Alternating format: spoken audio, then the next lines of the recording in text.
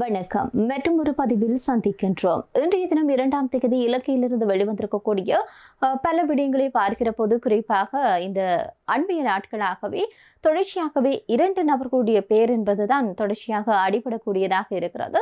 அந்த வகையில் ஒன்று சுரேசாலி, இரண்டாவது பிள்ளையான்னு சொல்லலாம். இப்படியாக பார்க்கிற போது இதனையும் தாண்டி நாங்கள் கொஞ்சம் சற்று இதனை விட்டு பார்க்கிற போதும் இந்த குற்ற விசாரணைகளின் அடிப்படையில் விசாரணைகள் இடம்பெறுவதும் தொடர்ச்சியாகவே முக்கியமான இராணுவத்தில் முக்கிய பொறுப்பில் இருக்கக்கூடியவர்கள் உயர்மட்ட அதிகாரிகள் சொல்லி தொடர்ச்சியாகவே விசாரணைகள் இடம்பெற்றுக் கொண்டிருப்பதையும் பார்க்கக்கூடியதாக இருக்கிறது. அதே நேரத்தில் எதிர்காலத்துல சில பேர் கைது செய்யப்படுவார்கள் என்ற ரீதியில சில தகவல்களும் வெளியாகி கொண்டிருக்கிறது. எது அப்படியோ மிக முக்கியமாக இந்த 2 நபர்கள் தொடர்பில் தான் தற்போது பேசப்பட்டு கொண்டிருக்கிறது. அந்த வகையில சுரேசாலி தொடர்பாக பார்க்கிற போது நேற்றைய தினம் அவர் ஒரு கதாநாயகன் போன்றுதான் இருந்திருக்கின்றார் என்று சொன்னா நிறைய விஷயங்கள் நேற்றைய தினம் நடைபெற்றிருக்கிறது. தொடர்ச்சியாகவே இந்த ஒரு வார கால பகுதியில் பார்க்கிற போது அதிகமாக அவர் சார்ந்த விஷயங்கள் வெளிவரக்கூடியதாக இருக்கிறது. அதுல மிக முக்கியமாக நேற்றைய தினம் என்ன விடயம் நடந்ததுன்னு சொன்னா அவற்றை நாங்கள் பார்த்து விட்டு அதற்கு பிறகு வரக்கூடிய விடயங்கள் தொடர்பாக பார்ப்போம். அந்த வகையில் நேற்றைய காணொலியில சில விடயங்களை குறிப்பிட்டிருக்கின்றேன். அதே நேரத்துல மிக முக்கியமாக நேற்றைய தினம் 22 பக்கங்களின் அடிப்படையில அறிக்கைகள் மூலம் சில விடயங்கள் விளக்கங்களை வழங்கி இருக்கிறது என்று சொல்லித்தான் சொல்ல வேண்டும்.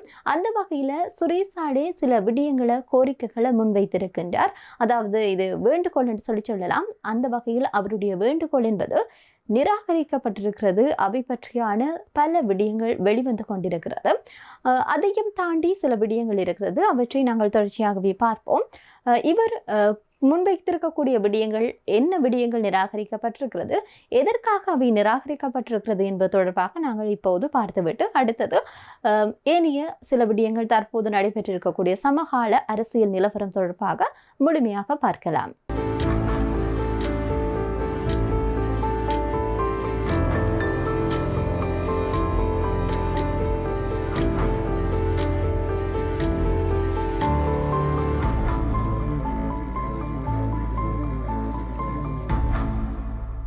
அந்த வகையில் சுரேசாலி நிறைய விடயங்களை முன்வைத்திருக்கிறார். அது மறுதளிக்கப்பட்டிருக்கிறது.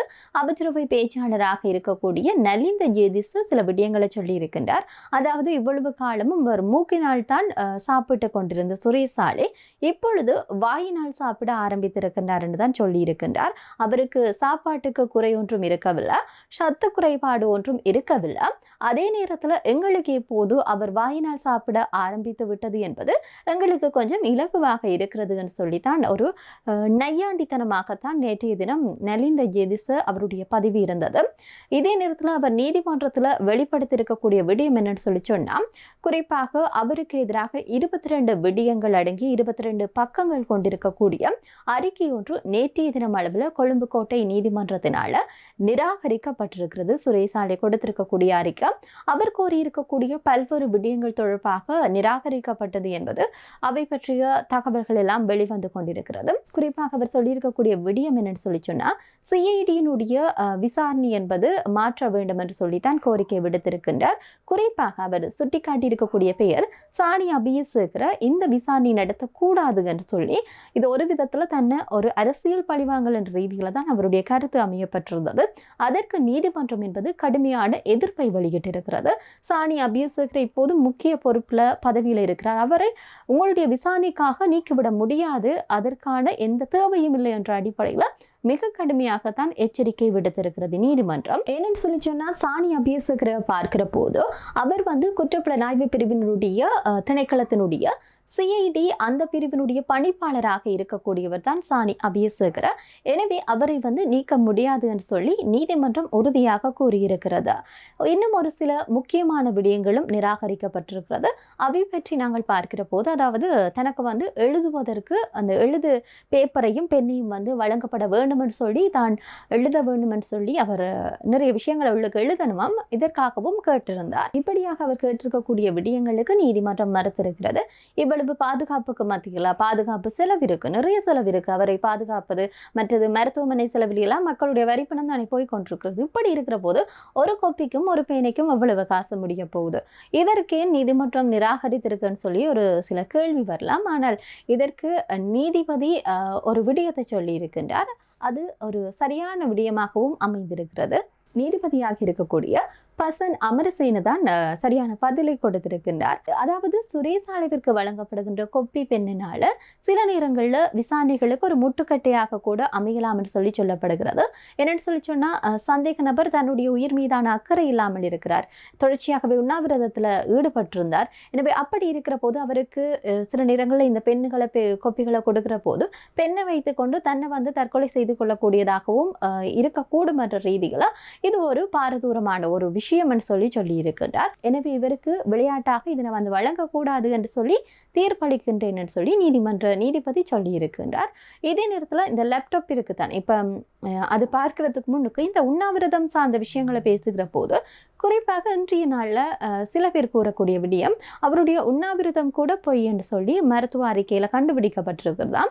அப்படி கண்டுபிடித்ததன் பிற்பாடு தான் அவர் திடீரென்று இந்த உண்ணாவிரத போராட்டத்தை விட்டிருக்கிறார் என்ற ரீதிகளையும் சில ஊகங்கள் அடிப்படைகளையும் சில கருத்துக்கள் பதிவு செய்யப்படுகிறது. அவை என்ன விடயம் என்று சொல்லி அரசு தரப்பில் இருந்து வரக்கூடிய செய்திகளின் அடிப்படையில் தான் நாங்கள் அதனை உறுதிப்படுத்திக் கொள்ளக்கூடியதாக இருக்கும். அரசு தரப்பில் இருந்து இது தொடர்பாக இந்த விடயமும் வெளியாகவில்லை என்பதையும் இதில் வந்து கூறிக்கொள்ள விரும்புகின்றேன். அடுத்தது அவரிடம் இருக்கக்கூடிய இந்த லேப்டாப் கணனியினுடைய பாஸ்போர்ட் இன்னும் வழங்கவில்லை தானே, அந்த பாஸ்போர்ட் கணனிகளில் தாங்கள் பரிசோதனை செய்வதற்கு சிஐடி பரிசோதனை செய்வதற்கு அனுமதியை வழங்கப்பட வேண்டும் என்று சொல்லி நீதிமன்றம் கராரா பதில கொடுத்திருக்கிறது. இனி இவர் வந்து இந்த மாதிரிலாம் செய்ய முடியாது, அதாவது லேப்டாப்பினுடைய பாஸ்போர்ட்டை வந்து கொடுக்க முடியாமல் சொல்ல முடியாது என்ற ரீதியில் நீதிமன்றம் வந்து சொல்லி இருக்கிறது. இதில் லேப்டாப் பாஸ்போர்ட்டுகளை ஏன் இப்படி தொழில்நுட்ப ரீதியாக வளர்ச்சி அடைந்திருக்கக்கூடிய ஒரு நிறைய விஷயம் இப்போ இலங்கையில் கூட இல்லாட்டியும் வெளிநாடுகளுடைய உதவிகளை கேட்டு இந்த பாஸ்போர்ட்டை வந்து இல்லாமலே ஓப்பன் பண்ணலாம் என்ற ஒரு கேள்வி வரும். ஆனாலும் குறிப்பிட்ட சிலர் சொல்லக்கூடிய விஷயம் அப்படி சில நேரங்களில் சில விஷயங்கள் இருக்கும், சில தொழில்நுட்ப ரீதியான விஷயங்கள் அவர்கள் முன்கூட்டியே திட்டமிட்டு இப்படி ஏதாவது ஓப்பன் பண்ணுகின்ற போது அந்த இருக்கக்கூடிய தகவல்கள் முழுவதுமாகவே அழிந்துவிடக்கூடிய நிலைப்பாட்டில் சில கருவிகள் வந்து உருவாக்கப்பட்டிருக்கும். அப்படியானதாக இருக்குமாக இருந்தால் நிச்சயமாக அப்படி பாஸ்போர்ட்டை உடைக்கிறதாலேயோ இல்லாட்டி வேறு மாற்று பாஸ்போர்ட்டை கொடுக்கிறதாலேயோ இருக்கக்கூடிய முழுமையான தகவல்கள் எல்லாம் அழிந்துவிடும் என்ற ரீதியில் தற்போது இருக்கக்கூடிய இந்த சிஐடியினர் வந்து மிக கவனமாக இந்த விடயத்தை கையாள்கின்றார்கள். எனவேதான் நீதிமன்றமும் அவருக்கு ஒரு கிறுக்கு பிடிக்காமல் அவரை வந்து மென்மையாக வழிநடத்தக்கூடியதாக இருக்கிறதுன்னு சொல்லி நாங்கள் பார்க்கலாம். எனவே நீதிமன்றம் இதனை அறிவித்து விட்டுருக்கு. எனவே ஒரு குறிப்பிட்ட காலத்திற்குள்ள அந்த லேப்டாப்பில் என்ன பொக்கிஷங்கள் இருக்குதுன்னு சொல்லி மக்களுக்கு தெரிய வரும்னு சொல்லலாம். இதே நேரத்தில் குறிப்பாக இந்த பெரும் ஆர்ப்பாட்டமாகத்தான் அவரை நீதிமன்றத்திற்கு அழைத்து வருவதும் அதற்கான செலவு என்பதும் கூடவாக இருக்கிறது. இது சவாலானது, இந்த செலவை தாண்டி சவாலான விடயமாகவும் இருக்கிறது. எனவே அவருடைய உயிருக்கு அச்சுறுத்தல் இருக்கிற என்ற அடிப்படைகளையும் இவரை வந்து எப்படி இந்த நீதிமன்றத்தில் சாட்சியம் அளிக்க கூப்பிடலாம் என்ற அடிப்படையில் ஒரு விடயத்தை நீதிமன்றம் பிறப்பித்திருக்கிறது. அதாவது இனிமேல் சாலை வந்து நீதிமன்றத்திற்கு வரவும் தேவையில்லை, நீதிபதியினுடைய ரகசிய வாக்குமூலத்தின் மூலமாக அவர் வந்து விண்ணப்பிக்கக்கூடிய விடயமும் வந்து தேவையில்லைன்னு சொல்லியும், அதே நேரத்தில் சாலைவும் வந்து ஒரு சாதாரண ஒரு கைது தான். அவர் பயங்கரமான இந்த குண்டு தாக்குதலுடன் தொடர்பட்டதாக கைது செய்யப்பட்டிருந்தாலும் அவரும் இருக்கக்கூடிய ஏனைய கைதிகளை போன்றுதான் வழிநடத்த வேண்டும். எனவே வீடியோ கால் மூலமாக அவர் வந்து தன்னுடைய அந்த விஷயங்களுக்கு ஆதரவை இல்லாட்டி நீதிமன்றத்தில் கேட்கக்கூடிய விஷயங்களுக்கு சாட்சியம் அளிக்க முடியும் என்ற ரீதியில் தற்போது நீதிமன்றம் ஒரு விடயத்தை முன்வைத்திருக்கிறது. எனவே சுரேசாலை வந்து தொடர்ந்து விளக்கமறியலில் இருப்பார்ன்னு சொல்லி நாங்கள் இதில் எதிர்பார்க்கலாம். ஆனால் அவருக்கு வழங்கப்படுகின்ற அத்தனை வசதிகளும் என்பதும் தற்போது இருக்கக்கூடியது மாதிரி இருக்கும். எனவே வந்து இனி சூம் தொழில்நுட்பங்களூடாகவும் பிற தொழில்நுட்பங்களூடாகவும் அவர் நீதிமன்றத்தில் முன்னிலையாகலாம், நிகழ்நிலை ஊடாக முன்னிலையாகலாம் என்று சொல்லி சொல்லப்படுகிறது. இதே நேரத்தில் அவருக்கு அந்த கொப்பிகளையோ இல்லாட்டி பெண்ணையோ கொடுப்பதில் இன்னும் ஒரு சிக்கல் என்னன்னு சொல்லி சொன்னால், சும்மாவே அவர் சார்ந்த விஷயங்கள் இந்த உதயன் கம்மன் பிள்ளை ஆகட்டும், சில முக்கியமான முன்னாள் அமைச்சராக இருந்தவர்கள் எல்லாம் சில விடயங்களை வந்து தொடர்ச்சியாகவே முன்வைத்து கொண்டிருக்கிறார்கள். அவர்களுக்காக ஆர்ப்பாட்டங்களை கூட அண்மையில் நடத்தி இருந்தார்கள் அவருடைய கைதினுடைய விடுதலைக்காக. இப்படி சில குறிப்பிட்ட நபர்களை கூட்டிக் கொண்டு அந்த மக்களுடைய ஆதரவு என்பது இந்த விடயத்தில் இல்லை என்றதன் அடிப்படையில் அவர்கள் தற்போது கொஞ்சம் அமைதி காத்து கொண்டிருக்கின்றார்கள். ஆனாலும் உதயன் கம்மன்பில போன்றவர்கள் தொடர்ச்சியாகவே இந்த விடயம் தொடர்பாக தங்களுக்கு தெரிந்தது போன்று பல விடயங்களை வந்து சொல்லிக் கொண்டிருக்கிறார். அதே நேரத்தில் பார்க்கிற போது அண்மை நாட்களையும் சுரேசாலை சில முக்கியமான விடயங்கள் எழுதியிருக்கிறார். மனைவிக்கு வந்து சில விடயங்கள் சொல்லி இருக்கின்றார். மனைவி சார்பிலையும் வெளிவந்தது. அதே நேரத்தில் உதயன் கம்மன்பிலவும் சில விடயங்களை வந்து முன்வைத்திருந்தார். எனவே இப்படியெல்லாம் இருக்கக்கூடாது. அவரிடம் ஒரு பெண்ணும் கொப்பியும் இருந்தால் இந்த ஊடகங்கள் வாயிலாக பல போலியான விஷயங்கள் வெளியே வரும். அதே நேரத்தில் அவருக்கு ஆதரவானவர்கள் ஒவ்வொரு விதமான கருத்துக்களை வெளியிடுவார்கள் என்ற அடிப்படையில் அவருக்கு இது கொடுக்கக்கூடாதுன்னு சொல்லி நீதிமன்றம் தீர்ப்பு கொடுத்திருக்க முடியும் என்று சொல்லி நாங்கள் பார்க்கக்கூடியதாக இருக்கிறது. இப்படியாக பார்க்கிற போது இந்த லேப்டாப் மற்றது இந்த தொலைபேசியினுடைய பாஸ்போர்ட்டை ஏன் கொடுக்காம இருக்கிறாருன்னு சொல்லி பல விமர்சனங்கள் எழுப்பப்பட்டு கொண்டிருக்கிறது. குறிப்பாக இத்தனை காலமும் ஏன் அவரிடம் இருந்து பெற்றுக்கொள்ள முடியவில்லை என்று சொல்லி மிகப்பெரிய ஒரு கேள்வி இருக்கிறது. எனவே இப்படியாக அவர் தொடர்ச்சியாக மறைத்து வைப்பதன் பின்னணியில் யாரை காப்பாற்றுவதற்காக இத்தனை நாடகம் ஆடுகிறார் என்ற ரீதியில தான் அவர் மீதான பல விமர்சனங்கள் எழுப்பப்பட்டு கொண்டிருக்கிறது. எதற்காக அவர் இவ்வளவு காலமும் இதனை மறைக்க வேண்டும் என்ற ஒரு மிகப்பெரிய ஒரு கேள்வி இருக்கிறது. இதற்கு பின்னாலே யாரை காப்பாற்ற அவர் துணிகிறார் என்ற மிகப்பெரிய ஒரு கேள்வி இருக்கிறது. ஆக இவரை கைது செய்ததும் அதே நேரத்தில் இவர்கள் கூறுவது போன்று, அதாவது தேசிய ரகசியங்கள் எல்லாம் புதைக்கப்பட்டிருக்குன்னு சொல்லி அதை எப்படி நம்ப முடியும் என்பதுதான் மிகப்பெரிய ஒரு கேலிக்கூத்தான விடயமாக இருக்கிறது. இந்த நாட்டினுடைய ராணுவ ரகசியங்கள் எல்லாம் அந்த லேப்டாப்ல இருக்கு. அது வெளிவந்தால் நிறைய விஷயங்கள் தெரிய வரும். இது சில பேர் சொல்லியிருக்கிறார்கள், அதாவது புலம்பெயர்ந்த ஆட்களுக்கு கூட இந்த விஷயங்கள், இலங்கையினுடைய இராணுவ விஷயங்கள் எல்லாம் தெரிந்துவிடும் என்ற அடிப்படையில் தான் அவர் இந்த விஷயங்களை கொடுக்கக்கூடாது, தகவல்களை கொடுக்கக்கூடாது என்ற ரீதியில் குளரக்கூடியவர்களும் இருக்கிறார்கள். எனவே இப்படி அவர் வாயை மூடி இருப்பதற்கும் உண்மையில் இதுதான் காரணமா, இல்லாட்டி யாராவது காப்பாற்ற முனைகிறாரா என்று மிகப்பெரிய ஒரு கேள்வியின் அடிப்படையில் தான் விசாரணைகளும் தீவிரப்படுத்தப்பட்டு கொண்டிருக்கிறது. சுரேசாலிவை பற்றி பார்த்தோம்னு சொல்லிச்சுன்னா, இதற்கு முன்னர் அவரை யார் எத்தனை பேர் அறிந்திருப்பார்கள் என்று சொல்லி தெரியாது. குறிப்பாக சேனல் 4ல வெளியிடக்கூடிய அந்த காணொலிக்கு பிறகுதான் அவர் வந்து அறியப்பட்டிருந்தார். அதுல மிக முக்கியமாக அதில் அறியப்பட்டாரோ இல்லையோ அவருடைய மனைவி கோர்ட்ஸுக்கு போவதும், அவ அந்த முகமூடியை கட்டி கொண்டு போவதும், அதே நேரத்தில் அவ ஊடகங்களிடம் சில கருத்துக்களை கூறுவதும், இதற்கு பிறகு மனைவியினுடைய ஊடக வாயிலாக அவர் சொல்லக்கூடிய விஷயங்களுக்கு பிறகுதான் சுரேசாலி பிரபல்யமாயிருக்குன்னு, அவருடைய குடும்பமும் பிரபல்யமாயிருக்குன்னு சொல்லலாம். ஆனாலும் இவருடைய கைதின் அடிப்படையில தான் அடுத்தடுத்த நகர்வுகள் என்பது ஆரம்பிக்கிறது என்று சொல்லலாம். குறிப்பாக கோட்டபய ராஜபக்ஷவிற்கு பயண தடை விதித்ததும் அதனூடாகத்தான் நிறைய பேர் அவருக்கு ஆதரவாக களத்தில் இறங்கி இருக்கிறார்கள் சொல்லலாம். போராட்டங்களை குறிப்பிட்ட கொஞ்சம் நபர்களை கூட்டிக் கொண்டு போராட்டத்தை ஈடுபட்டிருந்ததும் அது ஒரு நாள் போராட்டம் என்று சொல்லலாம். அதுக்கு பிறகு அது காணாமலே போனது. இப்படியான விஷயங்களை பார்க்கக்கூடியதாக இருக்கு. எனவே தொடர்ச்சியாகவே இவர் தற்போது எதற்காக இப்படி மறைக்கிறார் என்ற ஒரு கேள்விதான் இருக்கிறது. இதே நேரத்தில் சுரேசாலை கைது செய்யப்பட்டதற்கான காரணங்கள் எல்லாவற்றையும் நீதிமன்றமும் பட்டியலிட தொடங்கி இருக்கிறது. இந்தந்த விஷயங்களுக்காக நீதிமன்றம் சில விடயங்களை முன்னிலைப்படுத்துகிறது என்ற ரீதியில் சொல்லிக் கொண்டிருக்கிறார். அதே நேரத்தில் அரசாங்க தரப்புல இருந்தும் சுரேசாலை தொடர்பான சில விடயங்களை வந்து சொல்லிக் கொண்டிருக்கிறார்கள். எனவே நிலைமை வந்து இப்படியாக இருக்கிற சந்தர்ப்பத்தில் அவர் உண்ணாவிரத போராட்டத்தில் கூட ஈடுபட்டிருந்தார். அது தனக்கான ஆதரவு வழிகளை கிடைக்கும் என்று சொல்லி எதிர்பார்த்து தான் அவர் அந்த உண்ணாவிரதத்தை கூட ஆரம்பித்திருந்திருப்பார்.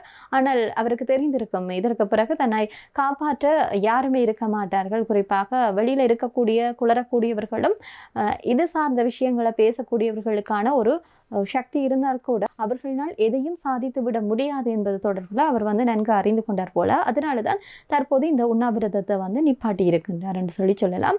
இதே நேரத்தில் உதயன் கம்மன்பில மற்ற இருக்கக்கூடிய சிலர் மீதான சில விடயங்களும் நீதிமன்றத்தினூடாக முன்வைக்கப்படுகிறது. அதாவது நீதிமன்ற வழக்குகளை வந்து இவர்கள் வந்து அழுத்தம் கொடுப்பதாக சில குற்றச்சாட்டுகள் அவர்கள் மீதாகவும் இருக்கிறது. இதே நேரத்தில் இந்த சுரேசாலினுடைய பாஸ்போர்ட்டை வந்து கேட்டு நிற்பது என்பது அபத்தமான ஒன்று என்று சொல்லி உதயன் கம்மன்பில தெரிவித்திருந்தார். அது மட்டுமன்றி இவர் சுரேசாலிவிற்கு எப்படி ஆதரவை கொடுக்கின்றாரோ அதே நேரத்தில் பிள்ளையானுக்கும் ஆதரவை கொடுத்து கொண்டுதான் இருக்கின்றார். குறிப்பாக வக்காலத்து வாங்கி கொண்டிருக்கிறார் சொல்லுவதானே, அப்படியான விஷயத்தை தான் இவர் செய்து கொண்டிருக்கின்றார். குறிப்பாக சாலிவிற்கு ஆதரவாக இருப்பது போன்று இப்படியாக பிள்ளையானுக்கு ஆதரவாக இருப்பதில் இன்னும் ஒரு காரணம் அவர் அவருடைய சட்டத்தனியாக இருப்பது ஒரு காரணமாக இருக்கிறது. இதே நேரத்தில் இந்த உயிர்த்த ஞாயிறு தாக்குதல்கள் தொடர்பில் பிள்ளையான் பல விவரங்களை வந்து வெளியிட்டிருப்பதாக அரசாங்கம் கூறியிருந்தது. அரசாங்க தரப்புல இருக்கக்கூடிய குறிப்பாக பொதுமக்கள் பாதுகாப்பு அமைச்சரான ஆனந்த விஜயபாலவும் சொல்லியிருந்தார். இந்த விஷயத்தை உதயன் கம்மன்பில முற்றிலுமாக பொய் என்று சொல்லியிருக்கின்றார். அதாவது நீதிமன்றத்தில் எந்த ஒரு விடயமும் பிள்ளையான் சார்பாக முன்வைக்கப்படவில்லை. உயிர்த்த ஞாயிறு குண்டு தாக்குதல் தொடர்பான விவகாரத்தில் அரசு தன்னுடைய பழிவாங்கல் படலத்தை தான் முன்னெடுத்து கொண்டிருக்கிறது. இது அப்பட்டமான பொய்.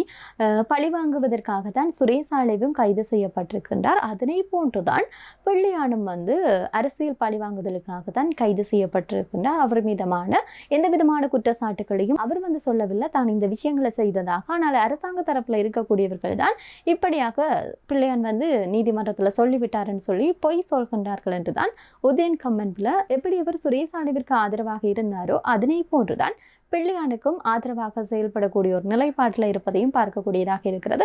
எனவே சுரேசாலை தொடர்பாக வந்திருக்கக்கூடிய நேற்றைய தினம் அதிகமாக பேசப்பட்டிருக்கக்கூடிய விடயங்கள் தொடர்பாகத்தான் இந்த பதிவில் பார்த்திருக்கின்றோம். மற்றும் ஒரு பதிவில் பிரித்தொரு விடயத்தில் சந்திப்போம். நன்றி.